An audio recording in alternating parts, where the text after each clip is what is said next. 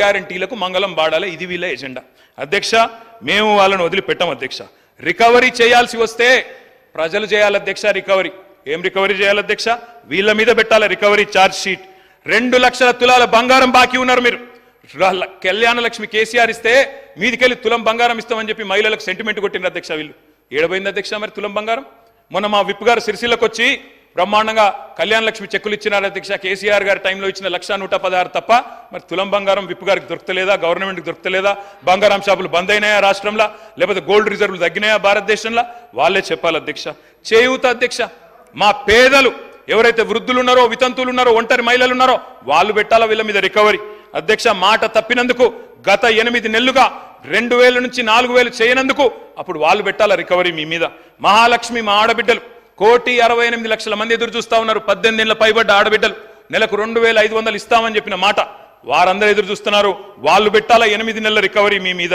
అధ్యక్ష, మేము ఉత్తగానే ఆరోపణలు చేస్తలేం అధ్యక్ష. మీకు ఒక విషయం చూపెట్టాలా. ఇది గౌరవనీయులు భారత ప్రతిపక్ష నాయకులు రాహుల్ గాంధీ గారి ట్వీట్ అధ్యక్ష. వారు ఆనాడు ఎన్నికల సందర్భంగా అశోక్ నగర్కి వచ్చారు. వచ్చి వారు చెప్పారు అధ్యక్ష, ఇది వారి ట్వీట్, నేనేమి కల్పించట్లేదు, నేనేం చెప్పట్లేదు అధ్యక్ష. వారు 2 విషయాలు చెప్పారు. ఒకటేమో జాబ్ క్యాలెండర్ మొదటి సంవత్సరంలోనే 2 లక్షల ఉద్యోగాలు, ఇది రాహుల్ గాంధీ గ్యారంటీ అని చెప్పి ఒక ట్వీట్. తెలుగులో చేశారు, మనకు అర్థం కాదనుకొని తెలుగులో చేసినారు అధ్యక్ష. తెలంగాణలో కాంగ్రెస్ ప్రభుత్వం ఏర్పడిన ఏడాది లోపే 2 లక్షల నియామకాలను పూర్తి చేసి యువతకిచ్చిన మాట నిలబెట్టుకుంటాం. ఇది కాంగ్రెస్ నాయకులు పెద్దలు రాహుల్ గాంధీ గారు చేసిన ట్వీట్ అధ్యక్ష. యువతకిచ్చిన నేను వారికి పంపిస్తా ఉన్నాను తమరి ద్వారా. అధ్యక్ష, నేను అడుగుతా ఉన్నా అధ్యక్ష, నిజంగా కూడా రాహుల్ గాంధీ గారు ట్వీట్ చూసిన తర్వాత, వీళ్ళ నిర్వాకం చూసిన తర్వాత, ఆ జోసెఫ్ గోబెల్స్ అని ఒక ఆయన ఉంటుండే అధ్యక్ష, ఎవరు జర్మనీలో, ఆయన గిన్న బతికుంటే అధ్యక్ష, ఎవరు వీళ్ళు ఇంత టాలెంటెడ్గా ఉన్నారు, వీళ్ళ దగ్గర ట్యూషన్ నేర్చుకుంటాను పోతుండేనేమో సార్ వీళ్ళ దగ్గరికి. ఎందుకంటే ఇంత అద్భుతంగా అబద్ధాలు చెప్పొచ్చని మాకు తెలియదు సార్.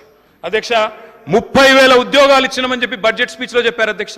30,000 ఉద్యోగాలు. నేను అడుగుతా ఉన్నా అధ్యక్ష, 30,000 ఉద్యోగాలు ఎక్కడిచ్చారు సార్? అధ్యక్ష, ఐ రికమెండ్, నేను అక్కడ మొత్తం డేట్స్ ఉన్నాయి, నోటిఫికేషన్ ఎప్పుడు వచ్చింది, పరీక్ష ఎప్పుడు జరిగింది, మీరు ఎప్పుడు కాగితాలు ఇచ్చిన డేట్లు ఉన్నాయి చెప్పమంటే చెప్తా అధ్యక్ష. డేట్ స్టాఫ్ నర్స్ ఉద్యోగాలకు నోటిఫికేషన్ ఇచ్చింది 20 డిసెంబర్ 2022, పరీక్ష పెట్టింది ఆగస్టు 23, సింగరేణి ఉద్యోగాలు నోటిఫికేషన్ వచ్చింది జూన్ 22, తుది పరీక్ష పెట్టింది సెప్టెంబర్ 22, పోలీస్ కానిస్టేబుల్ ఉద్యోగాలకు నోటిఫికేషన్ ఏప్రిల్ 22, ప్రిలిమ్ పరీక్ష ఆగస్టు 22, ఫిజికల్ టెస్ట్ జనవరి 23, మెయిన్ పరీక్ష ఏప్రిల్ 23. ఇవన్నీ కలిపి 30,000 ఉద్యోగాలు మేమిచ్చినామని కేసీఆర్ గవర్నమెంట్లో పరీక్షలు పూర్తయ్యి మొత్తం జరిగిన తర్వాత ఇవాళ వచ్చి వీరు మేము ఉద్యోగాలు ఇస్తామని చెప్తున్నారు అధ్యక్ష. నేను వారిని ఒకటే అడుగుతా ఉన్నా అధ్యక్ష.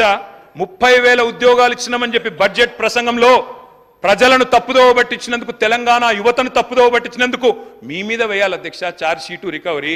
ఇది కరెక్ట్ కాదు అధ్యక్ష. ఈ రకంగా యువతను తప్పుదోవ పట్టించడం అధ్యక్ష.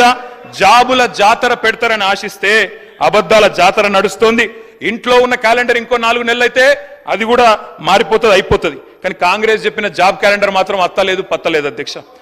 నేను అడుగుతా ఉన్నా, ఈరోజు ఆ రోజు అశోక్ నగర్కి ఉస్మానియా యూనివర్సిటీకి పరుగులు పెడుతూ పోయినారు. డిప్యూటీ సీఎం గారు నేను అడుగుతా ఉన్నా, అయ్యా డిప్యూటీ సీఎం గారు, మీరు నేను హౌస్ అడ్జన్ కాగానే పోదాం అధ్యక్ష, అశోక్ నగర్కి పోదాం, మీ ముఖ్యమంత్రి గారు వస్తానంటే వారిని కూడా తీసుకొని పోదాం, సెక్యూరిటీ లేకుండా పోదాం, మంచిగా పర్సనల్గా పోదాం. పోయి అక్కడ ఉండే ఏ ఒక్క యువకుడు, ఏ ఒక్క యువతి, ఏ ఒక్క చెల్లెలు చెప్పినా, ఒక్క ఉద్యోగం అన్నా ఈ ప్రభుత్వం ఇచ్చిందని చెప్తే నేను అక్కడనే రాజీనామా చేసి వెళ్ళిపోతాను అధ్యక్ష.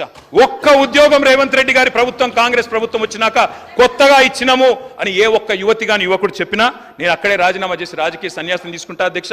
ఒక్కరు చెప్పినా నేను చెప్తా ఉన్నా అధ్యక్ష, అక్కడే సిటీ సెంట్రల్ లైబ్రరీలో ముఖ్యమంత్రి గారికి, ఉప ముఖ్యమంత్రి గారికి, మా పార్టీ తరపున, తెలంగాణ యువత తరపున 1,00,000 మందితో పౌర సన్మానం కూడా పెడతామని చెప్పి నేను చెప్తా ఉన్నా అధ్యక్ష. ఈ రకంగా చెప్తాను అధ్యక్ష. 10 ఏళ్ళు కూడా ఏం చేసినామో చెప్తాను.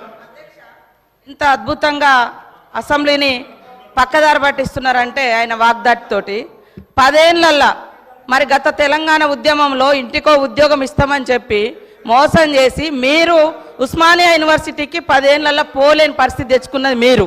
ఆయన చెప్పే ఉద్యోగాల కథ ఎట్లున్నదంటే, కోట శ్రీనివాస్ గారి యొక్క